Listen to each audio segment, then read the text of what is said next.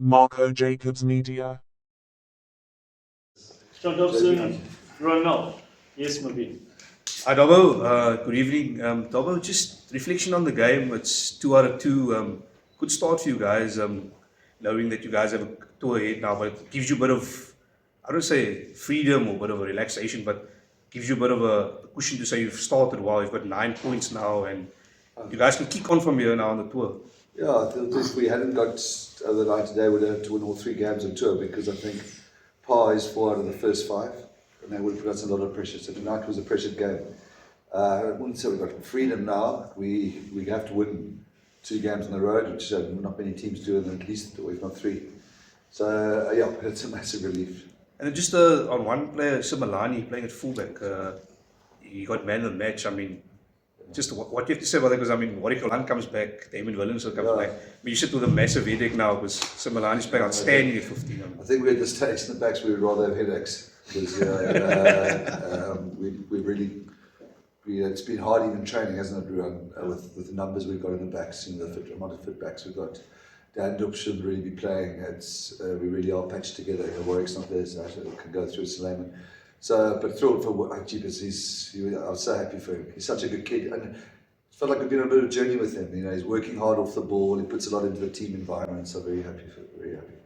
Ron, the first half was a sort of, fits and starts and so on, and you guys seem to, there are quite a few opportunities out there. So, is it a matter of that you guys were maybe a little bit below your best, or was the Ospreys an uncomfortable opponent that you kind of had to tame first, so to speak?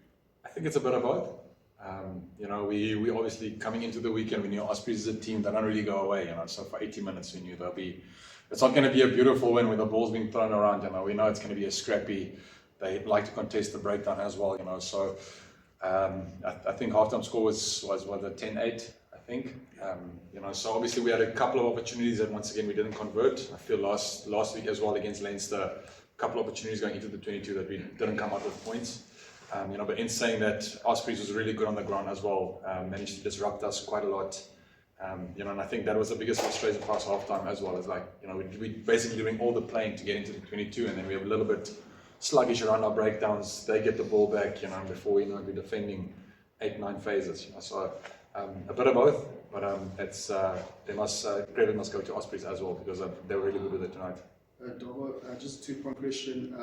Good start for you guys. Do you feel that you guys have a bit of momentum now, especially with the away leg, a couple of away games, 5 I think. And second part of the question, what have you learned, especially with those away games, because you guys haven't been doing well, performing, getting the results away from them? Yeah, no, we haven't. We're the best, I think, team in terms of local away games, and I think us, the Lions, the worst in terms of overseas, and that's got to change.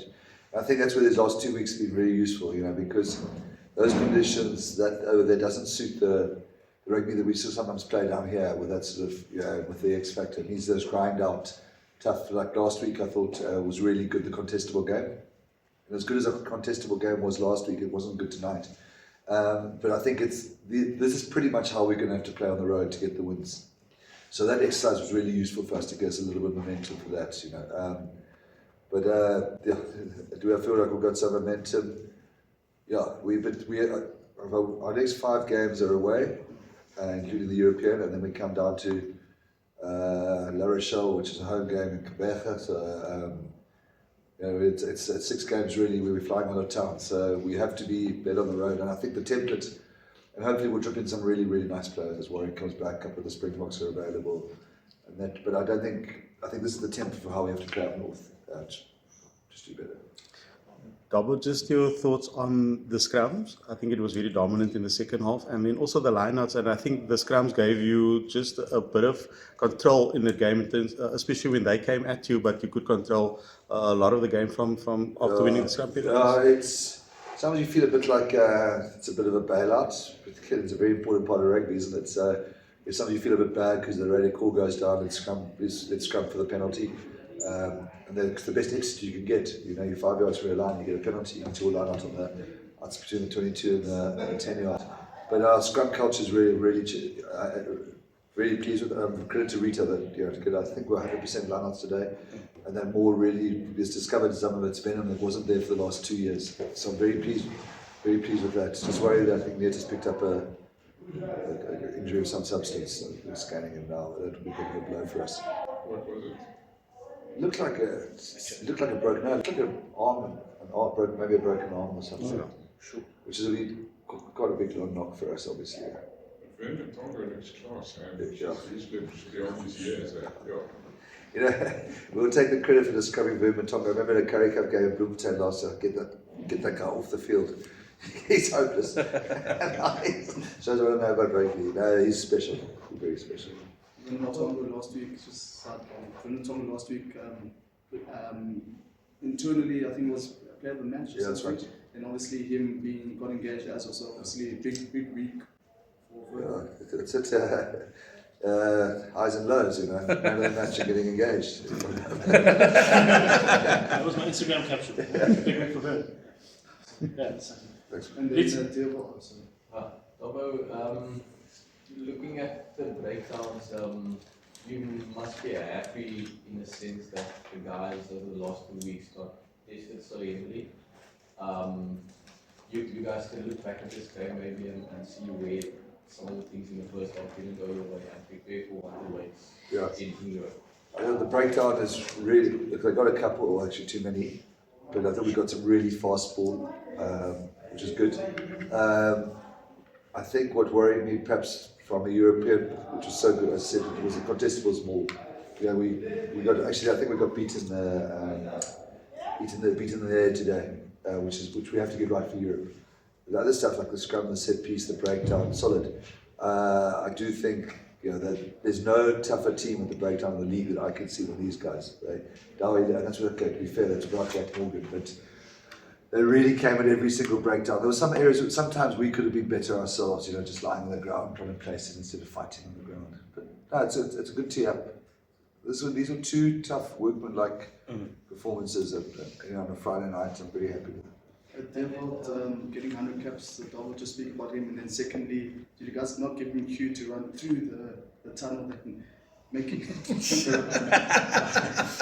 Oh, he was running out. I was actually still inside with the team. I just saw it on the screen that he was running around with his kids in between. So one of your more unique runouts when you got 100. No, I'm a bit happy for him. John, can I ask you, what's the process now where you're going on this trip now? I mean, you move straight away, you move tomorrow night and try and get as much rest and recovery, or you leave it a bit later in the week? How do you? Yeah, we fly out on Monday night, so the idea is to probably work a little bit on Sunday, still got to tie that up with Ruan, which will be our normal Monday, then train here on Monday properly and fly out, and late flight Monday night.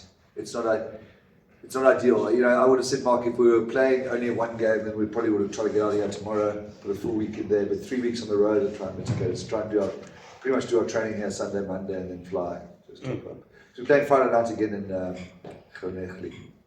How big is the squad, and are you able to play against each other in training like you do? That's one thing where the owners have been good, because when you start getting 28 guys on tour for a 3-week tour, and 2 or 3 guys can't train because of soft niggles, then you end up with me at Lucid in the opposition, and the people on the wing, and it's a fiasco.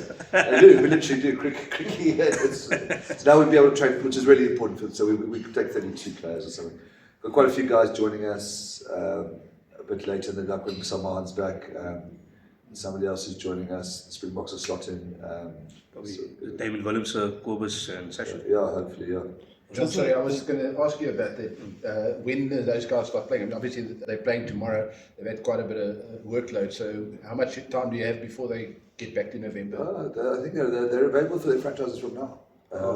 We want the rest protocols are managed. We know how much rest we've got to give them before the end of the season.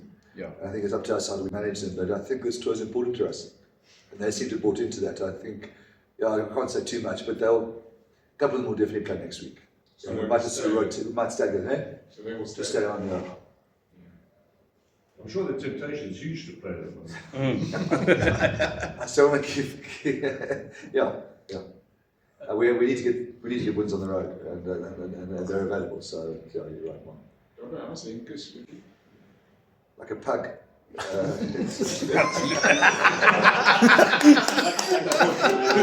No, because I'll tell you why I'm making the joke is we got, there's a guy, when the guys have a social, there's a sort of police dog, Nederland's police dog, and keep making sure guys are well behaved and that. And he's a police hunter, it used to be Stussy. But the guys reckon it's not an Alsatian, it's a pug. No, he's good, but he hasn't played, unfortunately the problem with him, he came in late, because Cheetahs played the semi-final, and they played in the whole Curry Cup at Lucerne, so it's taking a little bit of transition time. Obviously, it's accelerated now because I don't think Nederland's certainly not coming on to it. Just double as well on Imad Khan as well. I know he's got a big future of him. He's going to be a superstar. We all know that. Yeah. But how far is he? He'll play next week. Is he? Because I asked was on Dewaldt's question. He's obviously had 100 caps now. Does he sort of come like a mentor now to Imi to help him? Imi will play next week. That's great. It's something that's super exciting. Just our last question on just on the side. We saw last you guys at JP Dewey in the coach's box. It was quite nice to see that. We saw Zellum now with Western Province Boland and also recently with Storms. Just what is his role at the moment, Zellum? He's a data analyst for the Stormers. Like consults with us on game data. Data analytics is probably the big sort of, what do you call it? The new sort of frontier in rugby. Rugby's traditionally very far behind. So. Obviously with the visual stuff and the video analysis, but the generation of data, real-time data that you can say, if you're going these amount of breakdowns a minute, this is what you look at in the game, if you're going at this rate of loss of lineouts, and we've invested a lot of things called Oval Insights, which is sort of the world's and Zellum's so it's nothing to do with media, it's purely data. We're trying to build quite a big Stormers lab, so we're trying to build a sort of data department. So how easy to absorb that while you're sitting there going through the trauma of a game? He said that something starts flashing red like at this rate. I'm not swearing on this, but he said, okay, what are we meant to do about it? I mean, the jumbo jet's going down, 747 saying pull up, but I don't know what to do. Rusty actually gave us quite a big talking to about, he reckons that somewhere South African rugby franchise can improve a lot. So I'm not talking about GPS data, I'm talking about just, what's our kick-run ratio here, kick-to-pass ratio, are we overplaying, and that sort of stuff. So it's still pretty new to us, to be honest. Delbo, on the game, the Ospreys coach mentioned he was a bit frustrated with the maul going down a few times and felt a bit hard done by the referee. I just want to know, do you feel a few of those times you were a bit lucky, or do you see it differently? Yeah, I didn't. Obviously, when the maul goes down and they're attacking and I thought they mauled well, you start worrying that have we pulled it down? But I genuinely could see white jerseys on the ground because we don't want to do that. Because so there's one maybe that I think we were on the edge. I think what refs don't get, the maul is impossible to referee. If you think what he's looking for as it goes up, he's looking for an arm on the shoulder. He's looking for. Actually, from the defensive side, he's looking for an early hit. He's looking for a sack of the supporter. That's before the maul started. From our side, he's looking for double banking. It's just an impossibility. When the maul's going, I think it does become a bit easier. And you can see the side entries a bit easier. Our plan is not to sack. So I actually genuinely saw white jerseys down. I thought, credit to them, that they got momentum on us too many times. Normally, we're quite good at sort of stopping them, but it was 3 or 4 yards. What teams can do, and maybe we did this, is you can almost pull guys to ground. So you stay up, and it looks like White's gone to ground, and maybe that's where he's got a case. Dabo, I just want to ask you a question in terms of World Rugby putting a player cap or the amount of caps on players for the season. How is that going to impact this franchise in terms of contracting or the amount of players that you need for that? Do you want to text for Steve? No, listen, I think it's not going to affect. I think the only people it could affect is a top end Springbok who's played a lot by the Springboks. So Russie's really good with rotation, isn't he? But when the Springboks, they obviously got 2 out of the window tests in this thing. So what they'll be up to this year, if you throw in the bars, 6, 15, maybe 15, and you throw in, but those guys missed 5 games already for their franchise between. So if a guy's never injured, a guy like Sasha, if he plays 13 or Damien 12 or 13 of the 50 of the spot tests, then they could go. Then it might be that we've got to rest them, but I don't think it's going to affect. I reckon 5% of the players. I think it's very, very. Certainly, I don't think any of the domestic. If we make the final of both competitions. We're on 24, 25, so it's not going to affect us. Cool. All good. Gracias. Thanks, guys. Thank you.